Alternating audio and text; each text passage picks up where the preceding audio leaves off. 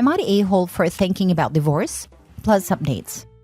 Original post. I, 34 female, have been with Ken, 37 male, since I was 16. We met in school as he was my brother's friend. We have been married for 10 years. Have a 2-year-old son and one on the way. Ken has always been my person, the person who you can't picture life without. And I honestly can't remember not loving him. I grew up with him. He's my everything. Unfortunately, Ken has this issue where it takes in everyone else's feelings like to heart. I'm not saying it's a bad thing. However, recently his best friend of 20 years has just found out that his wife has been cheating on him and none of the children are his. Obviously, his friend is devastated and is staying in our guest room. He's a nice guy, just life has him down right now. He started the process of divorce. The more time Ken spends with his friend, the more depressed he's become and distant. Our mornings used to start where I would wake up at 6 a.m. with our son, make breakfast. Then about 8 a.m. I could wake Ken up with a coffee and some breakfast before going to drop little one off at nursery and go to work. Ken works from home most days, only going into the office on a Monday. So I'd give him his coffee, he'd give me a kiss, and then I'd go off in my happy little way. Then I'd finish work, get our son, and go home where Ken would be making tea. I'd clean up after, whilst he was bathing our son and putting him to bed. I thought this was life. It might sound boring to some, but it was my life, and I loved it. Our house was filled with love. We would spend our nights cuddling, talking, watching a movie. Date night once a month. We would take our son out together on a Saturday and then Sunday go visit family or have friends over. You get the picture. I'm rambling. Sorry.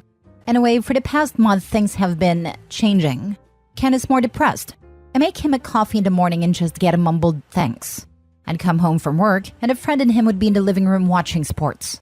I'm now making tea, bathing our son, and neither of them will barely talk to me. We don't go out on a weekend together, and I feel like a single parent. I've tried to talk to Ken about it all, but I get one-worded answers. Then he stays up till about 1 a.m., which I know is not super late, but I'm passed out by then. I'm exhausted, alone, and pregnant. I miss my husband. Yesterday I came home from work, and you know when something just doesn't feel right? Well, I went to find Ken to see what he was doing, as his friend wasn't in the house but Ken's car was. He was in his office looking up DNA kits for our son. I asked him why, and his response was, well, I just want to make sure all the kids are mine before I continue looking after them, as I'm not a free childcare. This broke me. When I say I'm devastated, it's an understatement. But if he thinks that I've cheated on him, then surely the trust is gone. Is there any going back? Am I just being pregnant and hormonal? Would I be extreme for looking for a divorce? I could put the papers in the envelope with the results from the DNA test. I think I'm gonna go cry in bed now. Had to take the day off work because I feel like I've just been gut punched. Now for the top comments before reading the updates. I think the friend needs to move out. Maybe go to couples therapy together and go from there. I'm so sorry you're going through this. I don't think you were just being pregnant and hormonal. I'd say individual therapy first.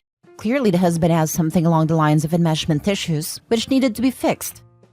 Your husband's feelings are being fed from his friend. Working from home a lot disconnects you from being social, and the only social activity he gets is depression from his friend. This friend has to go, and once he does, you two can work on getting back on track the way you were. You really need to explain this to him and he should understand. These are all actions of the other person, not your husband, if that makes sense. Get through this and you two can be that much stronger. But as long as this other person is around, I feel it will only get worse. Good luck. Misery loves company. His friend is miserable and projecting his toxicity in your husband. You need to talk to his friend and ask him to leave ASAP, as he is causing issues for your own marriage, and he has your husband questioning if his son is actually his. This friend is toxic and has been whispering in your husband's ear, sabotaging your marriage and family out of bitterness from what his wife did.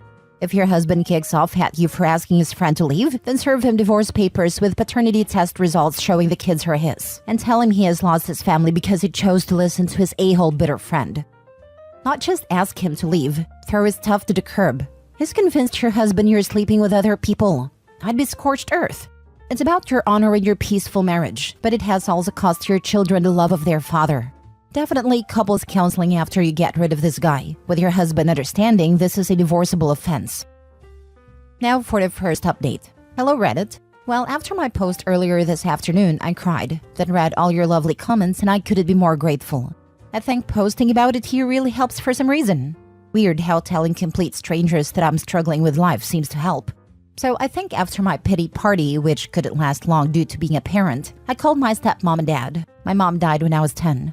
They are coming to stay with me on Friday. Crying on the phone helped, although I'm not really sure they could truly understand a word of what I was saying. I've spoken to Ken, well, more like spoke at Ken, telling him that his friend has till Thursday to leave. I'm not a monster and can't just tell him to leave at a drop of a hat. I've also told Ken he needs to leave too. Whilst, yes, I could go to my dad's house, I don't want to disrupt my little one more than needed, and all the things for my baby's here too. Especially as I'm 8 months along, it just seems stupid for me to be the one to leave. I've made it a point of not pointing out it's my house either. I'm trying to be common sensible. I'm not 100% sure Ken listened, but I did message his sister, who is a force to be reckoned with, and she said she'll make sure he's gone by Thursday night. Things I've told Ken I want is yes, he can have the DNA test, but I will be damned if I don't want to do it. He can also have one for the baby, as I have nothing to hide. I know that some people have questioned why I'm so against it. Let me make something clear. I would never cheat, because as I said in my last post, Ken is, or was, I don't know, my person. He's the only man I've ever been with, so that isn't any concern of mine. I'm just hurt that he wants one, because clearly he doesn't trust me. So things I want him to have the DNA tests, mainly so I can make him eat the results. Not literally, I'm just venting. I'm also going to suggest couples therapy. I already see one due to losing my mom and my little sister in a car crash when I was little. I want to suggest he sees one alone, but you can lead a horse to water but can't make him drink it. I don't want to force him to do anything he doesn't want to do. I want him to maintain contact with our son. Yes, he doesn't believe he's the father right now, but that's no reason he should neglect him as his, and I don't want to upset my son. Yeah, he's only 2, but still he deserves all the love from both his parents. He's done nothing wrong. Then obviously this one when he or she comes along. Still not sure about the state of my marriage, but even if divorce is what happens, I need to be able to get through to him so he can be the father he was. Am I going insane? Do I sound insane? I don't know why writing here helps so much. Thanks, Reddit.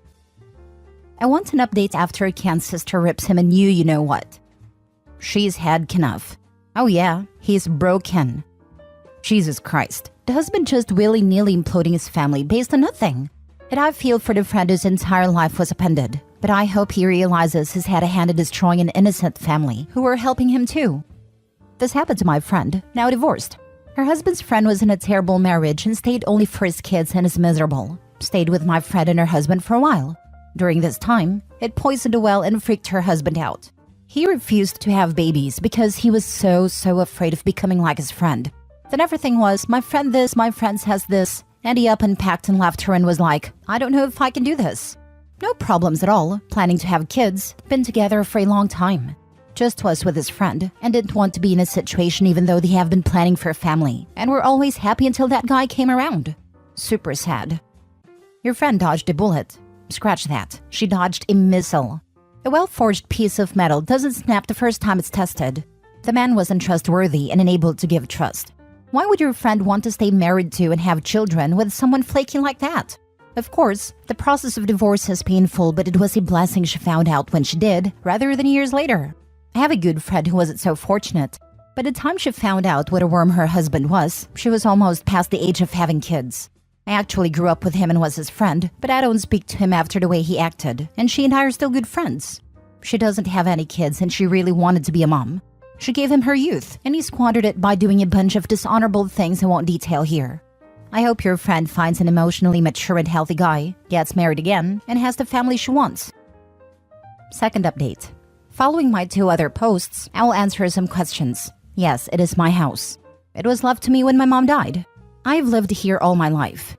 I didn't move out because I have a child and one on the way, so why should I be the one to leave? I get that some people believe I was the a-hole for asking him to leave, but as I was heavily pregnant, have a toddler, and it's my house, I wasn't about to leave. Yes, he could have stayed, but have you tried living with someone who just wants to argue or just not talk? I'd prefer my child not to live in that environment, thank you.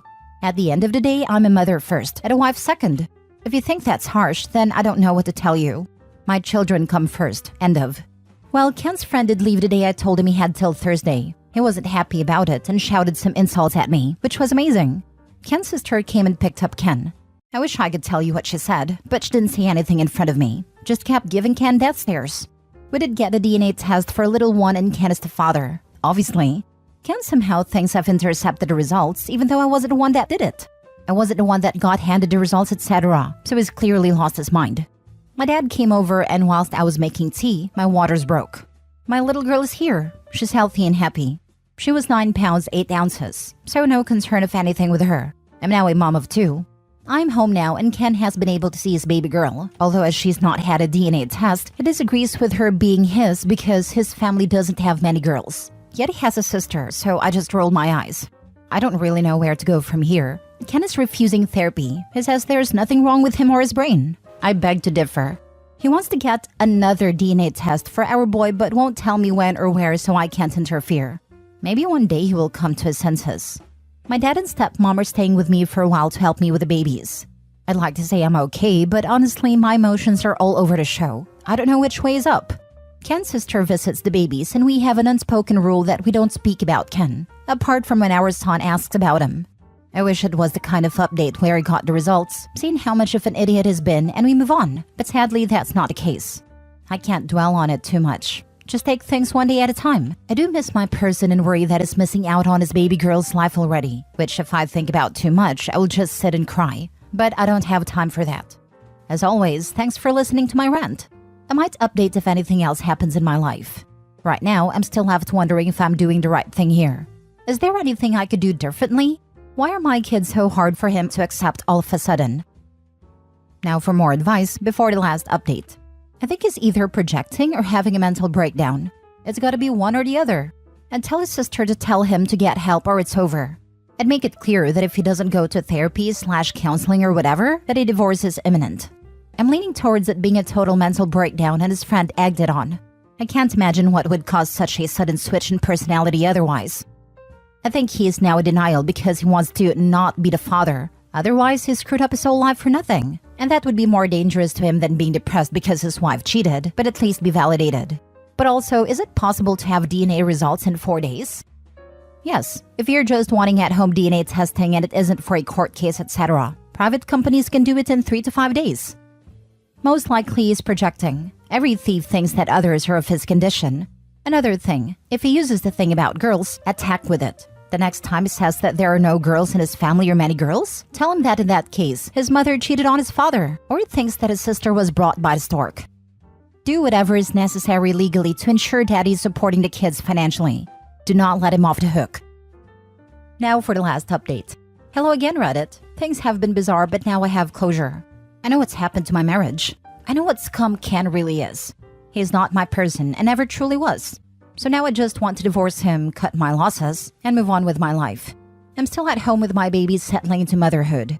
My dad and stepmom are still here, but they will be leaving soon once I'm more emotionally stable. To say I'm okay would be a lie, but now I know what I need to do. I have some sort of closure with Ken. I know what happened with him and I know that is not my fault. Turns out Ken was having an affair and has a baby on the way. Even typing that makes me want to throw up. I found this out when a visibly pregnant lady just knocked on my door and asked me when I would be leaving the house as it's Ken's house. When I say this confused the crap out of me, I mean it.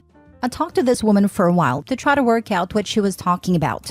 It turns out that she's Ken's side piece. Well, technically in her head, she's his fiancé.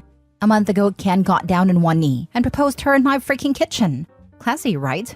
So they have been seeing each other for a while. She's having his baby.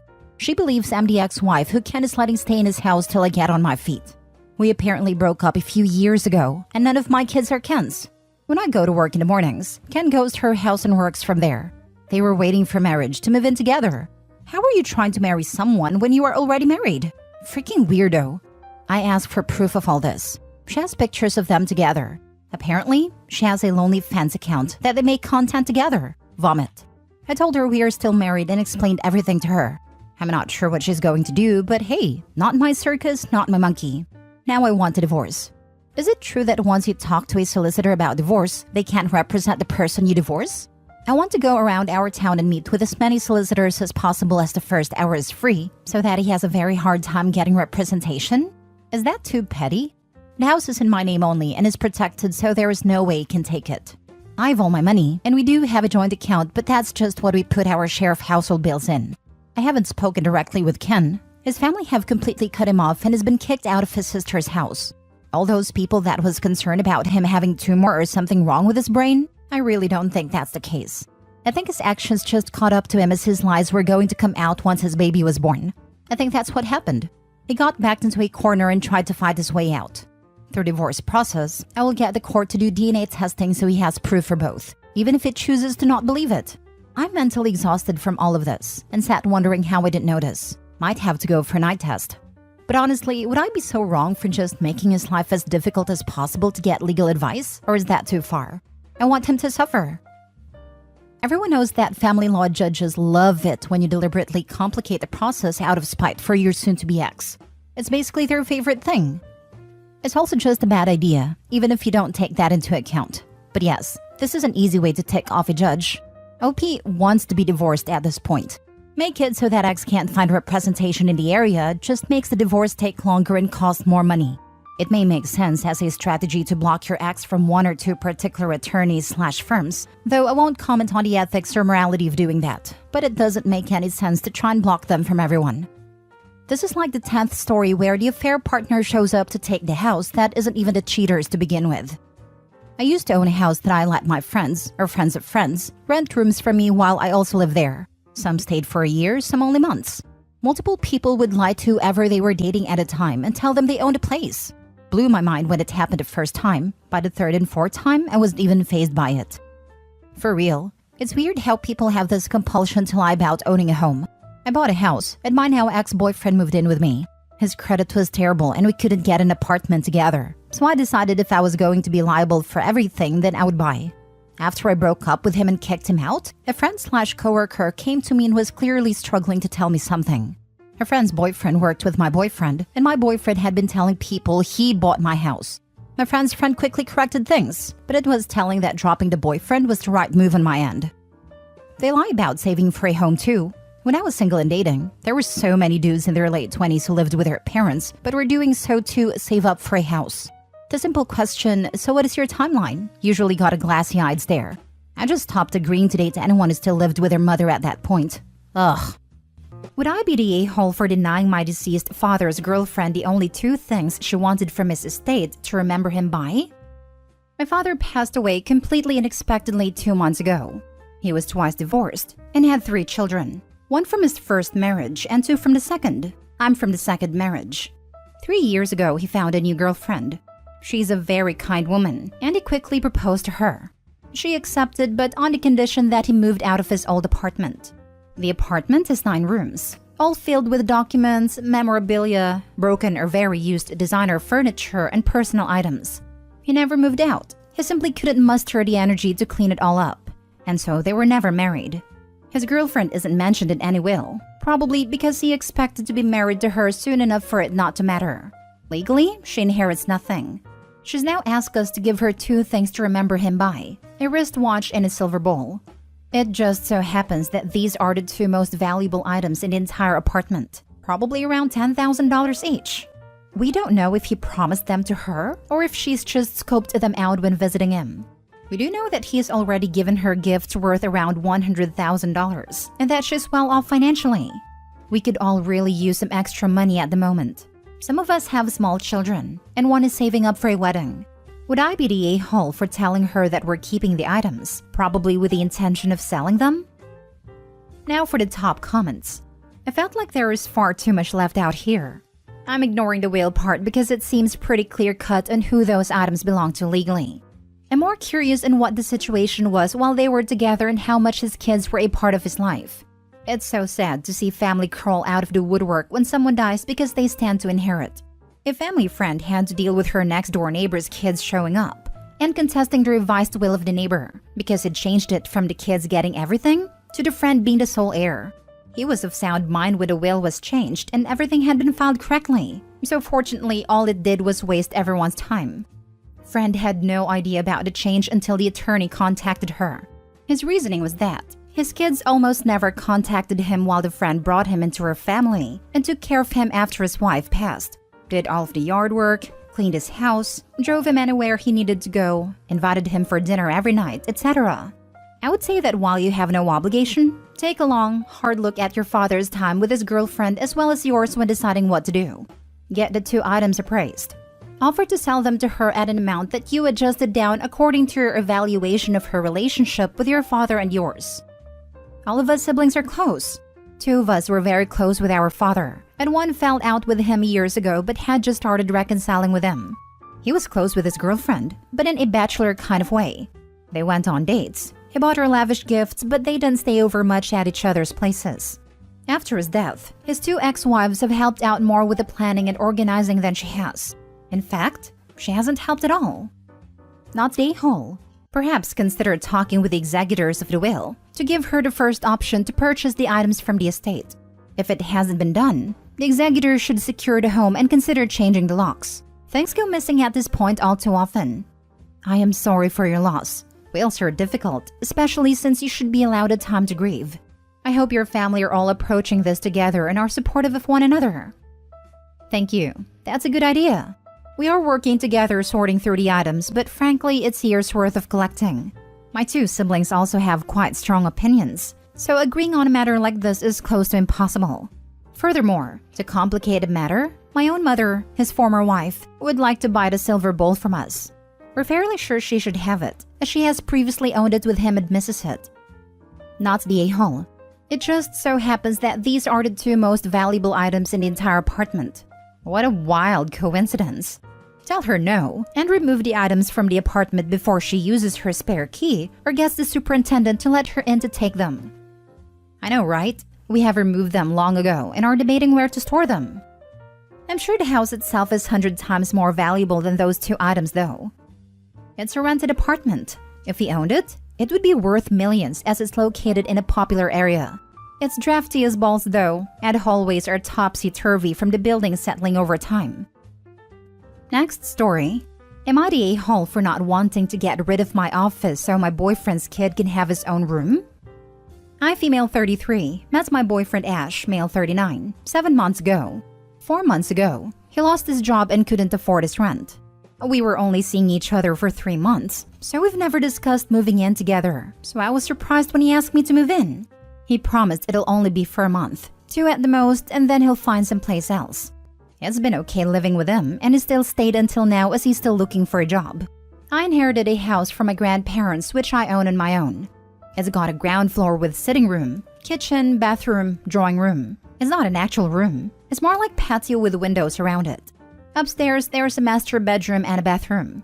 It used to have 2 other bedrooms, but I run a small business for a living. Think Etsy and stuff, and I have been very successful for the past 5 years. So I remodeled those 2 bedrooms into a huge office which I need for work. I wasn't made aware of this before he moved in, but he has a 12-year-old son that he sees once a month. I haven't met him yet, but Ash wants it to happen soon.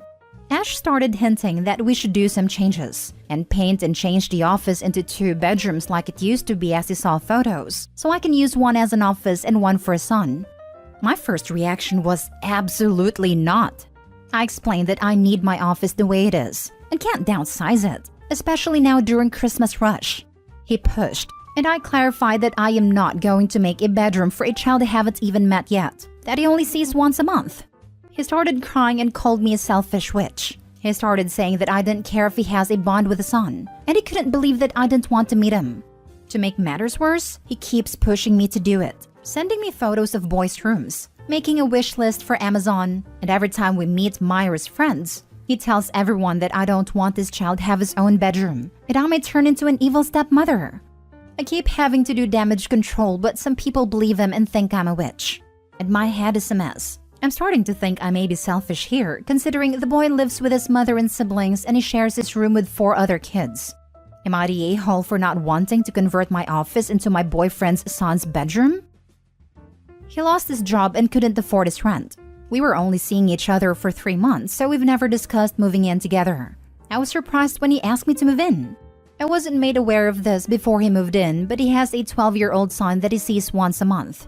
I haven't met him yet, but Ash wants it to happen soon. Ash started hinting that we should do some changes and paint and change the office into 2 bedrooms like it used to be. He started crying and called me a selfish witch.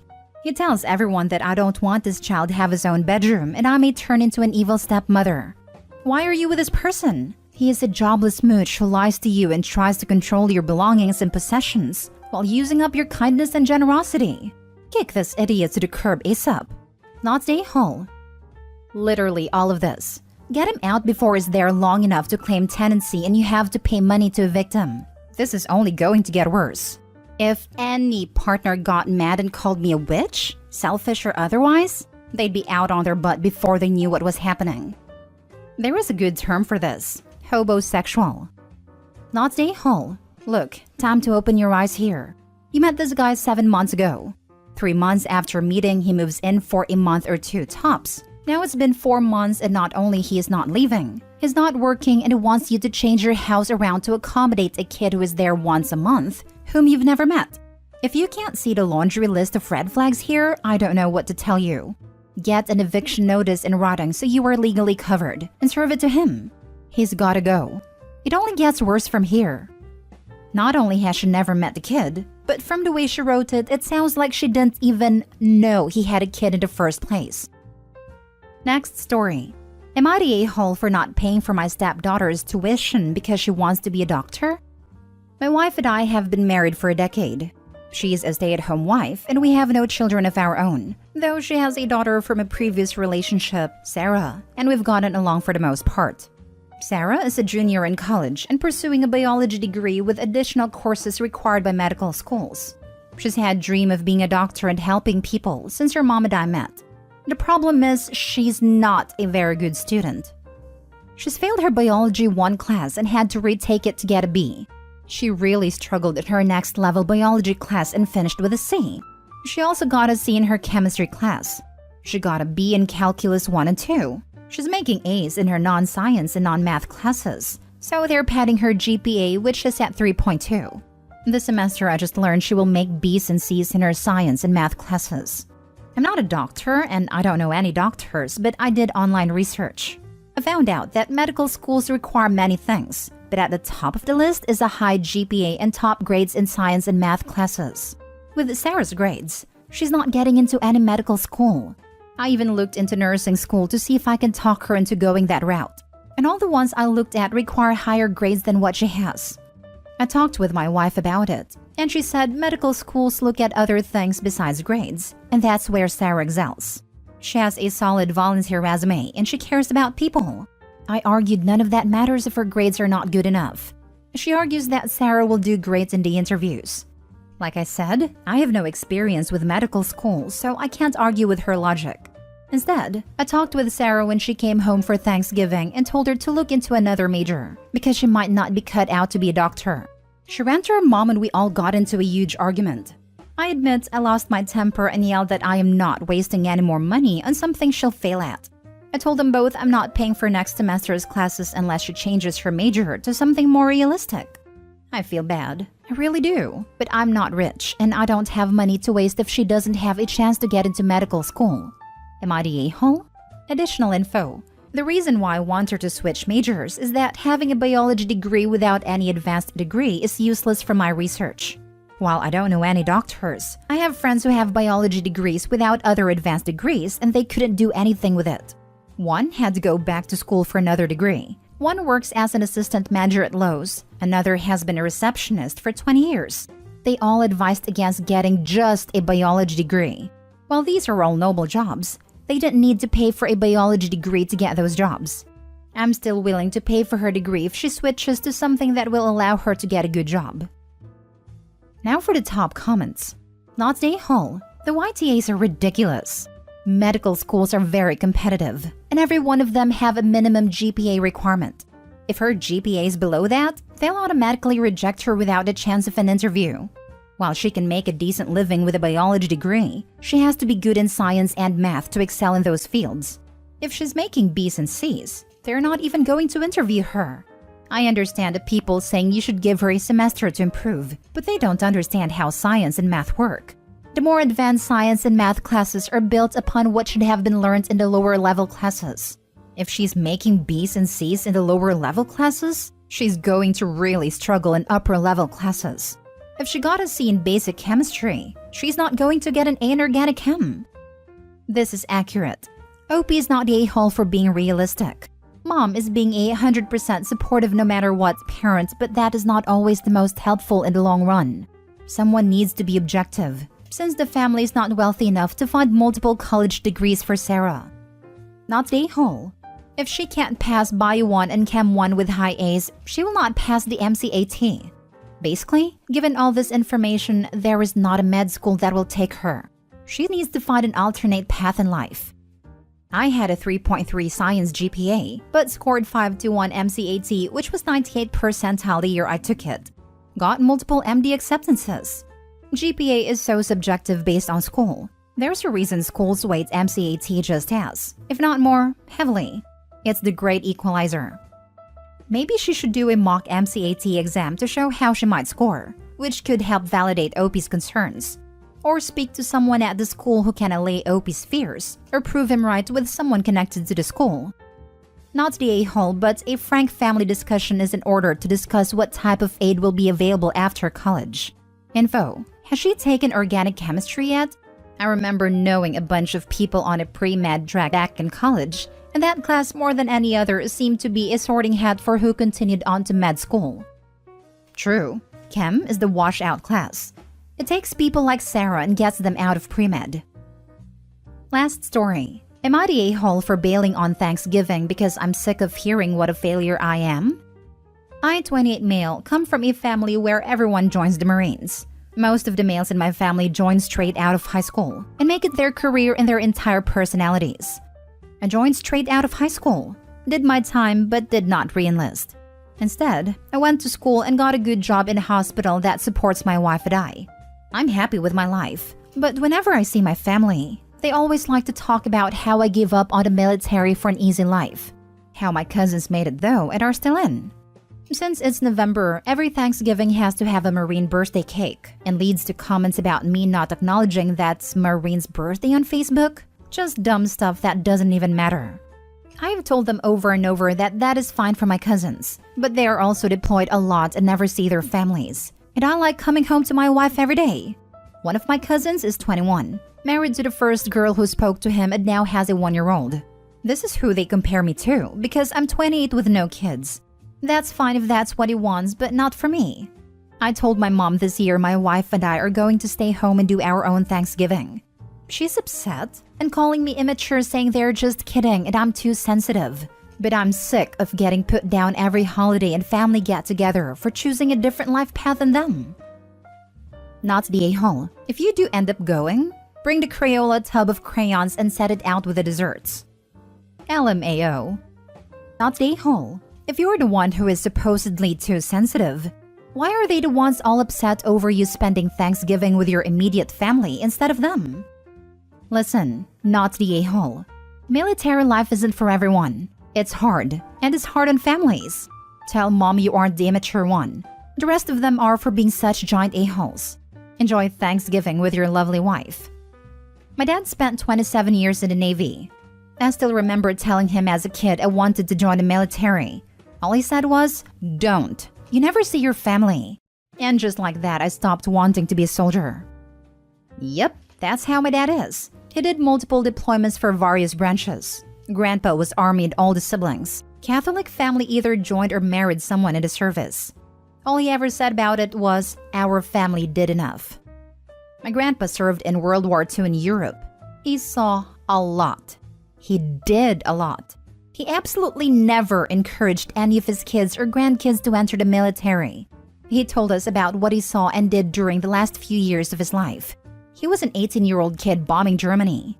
He never wanted that for any of us.